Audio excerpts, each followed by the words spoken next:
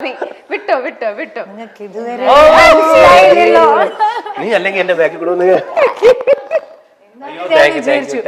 എന്തുകൊണ്ട് നിങ്ങളെ കാണാല്ലേ? ഞാൻ ചേച്ചിനെ കാണാൻ വന്നത്.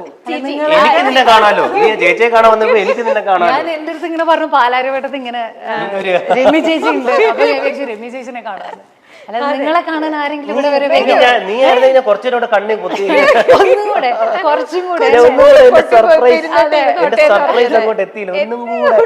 വിചാരിച്ചു ഞാനായിരിക്കും എന്നുള്ളത്. ഇല്ല, ഞാൻ പിന്നെ രാസയ്യോ എന്ന് പറയാൻ വന്ന പിന്നെ ഐ നോ ദാറ്റ് പിന്നെ പറയുന്നത് എനിക്ക് അറിയായിരുന്നു. ഇദ്ദേഹമാണ് നമുക്ക് കുറച്ചു മുമ്പ് ലെറ്റർ എഴുതി തന്നത്, മനസ്സിലായോ? ഞാൻ ഓൺ ദ വേ വേറെ ഒരു എഴുത്തെഴുതി എനിക്ക് അയച്ചേക്ക്. മറ്റേ പോസ്റ്റ് കണ്ടിട്ട് എനിക്ക് ഇപ്പൊ എല്ലാരും ലെറ്റർ ഒക്കെ പറഞ്ഞില്ലേ, എല്ലാരും ഈ പറഞ്ഞ പോലെ മെസ്സേജ് അല്ല അയക്കുന്നത്. ഞാൻ അറിഞ്ഞില്ല. പിന്നെ എന്തല്ല സുഖന്നെ? നീ എന്നെ ഇങ്ങനെ സ്നേഹിക്കും. കുറച്ചു നേരം വിഷമായിരുന്നു, പക്ഷെ കണ്ണൊക്കെ പൊത്തി കഴിഞ്ഞപ്പോ എനിക്ക് സുഖം തന്നെ. മറ്റേ സലിമോനോട് പറയണ പോലെ ഒന്നുകൂടെ പൊത്തു. അതെ, ഒന്ന് ശരിക്കും അത് മനസ്സിലായില്ല. നീ പൊത്തി കഴിഞ്ഞാൽ എനിക്ക് കറക്റ്റ് ആയിട്ട് എസിയിൽ നിന്നിട്ട് തണുത്തിട്ട് ഞാൻ പറയും ഇത് ഏതായി രൂപം, നിന്നെ ഇങ്ങനെ കാണാൻ ഭയങ്കര പാടാണ്, അല്ലെങ്കിൽ ഭയങ്കര ഫാഷൻ. കാവിലെ ഭഗവതി ചേച്ചി സുഖമായിട്ടിരിക്കണോ? എന്തോ സുഖം സുഖം സുഖം. ഇത് നല്ല കുറിയൊക്കെ തൊട്ട് അതെന്താ കുറിയൊക്കെ തൊട്ട് വന്നേക്കണേ? അത് മണിക്കുട്ടൻ ഞാൻ മുത്തപ്പനായിട്ട് അഭിനയിച്ചാണല്ല, ഞാൻ റിയൽ മുത്തപ്പനല്ലേ.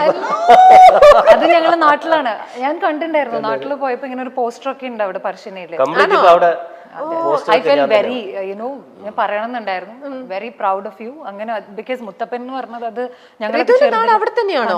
അമ്പലത്തിനടുത്ത് തന്നെയാണോ? അമ്പലത്തിനടുത്തല്ല, തളിപ്പറമ്പാണ്. കാണുന്നതൊക്കെ ഉള്ളൂ. കണ്ണൂരിന്റെ സ്വഭാവമൊക്കെ ഉണ്ട്. മറ്റേ വാളിൽ അതെ, എടുക്കേണ്ട സമയത്ത് എടുക്കണ്ടേ. അപ്പൊ സൂക്ഷിച്ചോ മോനെ ദിനേശ. എന്നല്ലേ ഋതുവിന് എന്തൊക്കെ അറിയാം നമ്മുടെ മണിക്കുട്ടനെ കുറിച്ചുള്ള രഹസ്യങ്ങൾ വല്ലതും അറിയാമോ? പരസ്യമാക്കോ? അതൊക്കെ പരസ്യമാക്കിയിട്ടുണ്ടെങ്കിൽ I don't think so my stone മേക്കേഴ്സിന് താങ്ങാൻ ഞങ്ങൾക്ക് താങ്ങാൻ പറ്റുന്ന ലെവലിലുള്ളത് പറഞ്ഞാൽ, അല്ലെങ്കിൽ ഈ ഒരു എപ്പിസോഡ് പോലും അതിനപ്പുറത്തേക്കാണ്. കാരണം ഇനി ഫസ്റ്റ് ആണ് എനിക്ക് തോന്നുന്നത് ഇങ്ങനെ ഒരു കോൺവെർസേഷൻ. ഞാനാണെങ്കിലും ഭയങ്കര നെർവസ് ആയിട്ടും കുറച്ച് ഫോർമൽ ആയിട്ടും ഒക്കെ നിങ്ങൾ ഇരിക്കാൻ പോണത് അല്ലേ? അപ്പൊ ആൾക്കാർ ഇരിക്കുന്നത് ഇത് ഇങ്ങനെ ഒന്നും അല്ലടാ, അല്ലെങ്കിൽ നിങ്ങൾ തമ്മിലുള്ള എന്ന് പറഞ്ഞാൽ എടാ വാടാ പോടാ സ്റ്റൈൽ അല്ലേ? ഞാൻ പറയില്ലേ, ഇവരൊക്കെ ഈ പറയുന്ന പോലെ ആ ഫ്രണ്ട്ഷിപ്പ് മെയിൻറ്റെയിൻ ചെയ്യുന്നുണ്ട്. ഞാനാണ് പല സമയത്ത് വിട്ടു പോകുന്നത്. ഇവര് ട്രിവാൻഡ്രത്ത് വരുമ്പോഴോ അല്ലെങ്കിൽ ഞാനാണ് ചേട്ടാ ഇവിടെ ഉണ്ടോ, ചേട്ടാ എന്താണ് വിശേഷങ്ങൾ, അപ്പൊ വീട് പൂട്ടി പോകും. എന്നടുത്ത് പറയും നീ നേരത്തെ പറയണം കേട്ടോ, അല്ലാണ്ട് എന്നിട്ട് പറയും ഇന്നലെ വരെ ഞാൻ വിട്ടിട്ടുണ്ട്, ഇന്നിപ്പോ ഞാനും അമ്മയും കൂടെ കുഞ്ഞമ്മേന്റെ വീട്ടിൽ പോയി ഞാൻ മിക്കപ്പോഴും വരുമ്പോ അപ്പോഴും എവിടെയാണ് ചേട്ടാ, ഞാൻ എറോബിക്സ് ആണ്, ഭയങ്കര ബിസി. ഓ മൈ ഗോഡ്, ഇത് എന്താ ഇത് വെറുതെ പറയണതാണോ അതോ അതെനിക്ക് നിങ്ങളാണോ? ഞാൻ ചിലപ്പോ ആ സമയത്തല്ലേ ഭയങ്കര ഡള്ളായിട്ടിരിക്കും. അപ്പൊ വന്ന് കണ്ട ഇതേപോലെ ഇവളെപ്പോഴും വല്ല എന്തിനാണ് ചേട്ടാൻ നിങ്ങൾ 100 ദിവസം നമ്മളൊക്കെ ഒരുമിച്ച് ജീവിച്ച ആൾക്കാരല്ലേ, പിന്നെ എന്തിനാ ഇത്ര കോംപ്ലക്സ്?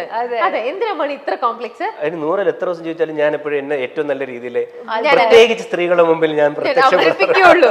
അവിടെ നിങ്ങൾ പറഞ്ഞ് കംപ്ലീറ്റ് ചെയ്യാത്തൊരു സംഭവം ഉണ്ട് ബിഗ് ബോസിൽ, നിങ്ങൾ രണ്ടുപേരും കൂടെ ചേർന്ന് മുഴുമിപ്പിക്കാത്ത. എന്തായിരുന്നു ആ സംഭവം?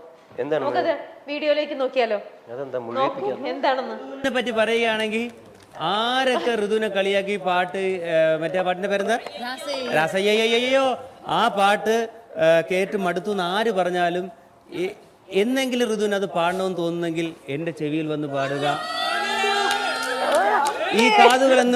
ഈ കാതുകളെന്നും നിനക്ക് ഓപ്പൺ ചെയ്ത് വെച്ചേക്കുന്നതായിരിക്കും.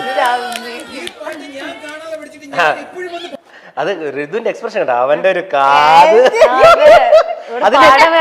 സാധാരണ ഇവിടെ ഇപ്പൊ മനസ്സിലായില്ലേ ഈ ഷോ റിയൽ ആണെന്നുള്ളത്. എന്നാ പാട്ട് പാടൂ, ഇപ്പോൾ ആ കാതിൽ പാടുള്ളൂ, അത് അല്ലാതെ പാടൂ. ഇനി ഒരു പാട്ടിന് അത് പാടിയിട്ടുണ്ടെങ്കിൽ ഇവരെല്ലാം കൂടെ എന്നെ എനിക്ക് തോന്നണ എടുത്തിട്ട് ഇടിക്കും. അത്രയും പാടിയിട്ടുണ്ടല്ലേ രാസയ്യോ. എനിക്ക് തോന്നുന്നു ഞാൻ പാടിച്ച മണിക്കൂട്ടൻ ചേട്ടൻ കൂടെ ഉണ്ടെങ്കിൽ ഞങ്ങൾ അവിടെ ആഘോഷമാക്കിയ ഒരു പാട്ടുണ്ട്, അത് പാടാം. എന്നാ അത് പാടും, ഏതെങ്കിലും ഒരു പാട്ട് പാടും. അതിപ്പോ പാടിക്കഴിഞ്ഞാൽ പക്ഷെ തല പാടാൻ കൂടെ നന്നായി പാടും. ഈ പറഞ്ഞ ഋതു നന്നായി പാടും. ഋതുവിന്റെ ഒരു പാട്ട് കേൾക്കുക എന്നുള്ളതാണ് ഈ പ്രോഗ്രാമിനെ സംഗീത സാന്ദ്രമാകും. ഒരു കാതല്ല, ഇവിടെ എത്രയോ കാതുകളാണ് പാട്ടുകൾക്കായിട്ട്. പക്ഷെ നിങ്ങൾ തല കൂടെ പാടാം. ഓക്കെ, മണിക്കൂട്ടൻ ചേട്ടന്റെ ഫിലിമിലെ ഒരു പാട്ടാണ്. അപ്പൊ ഇത് ഞങ്ങൾ അവിടെ ആഘോഷമാക്കിയ ഒരു പാട്ടാണ്. ഞങ്ങൾ ലാലേട്ടന് വേണ്ടിയിട്ടും ഒക്കെ ഇത് ഞങ്ങൾ കൂടുതൽ പ്രാവശ്യം ഞങ്ങൾ എല്ലാവരും പാടിയിട്ടുണ്ട്. ഓക്കെ, അതിലൊരു മണിയുണ്ട്, അതാണ് ആ പാട്ടിലൊരു മണിയുണ്ട്. ഇരിക്കട്ടെ അപ്പോ. ഓക്കെ.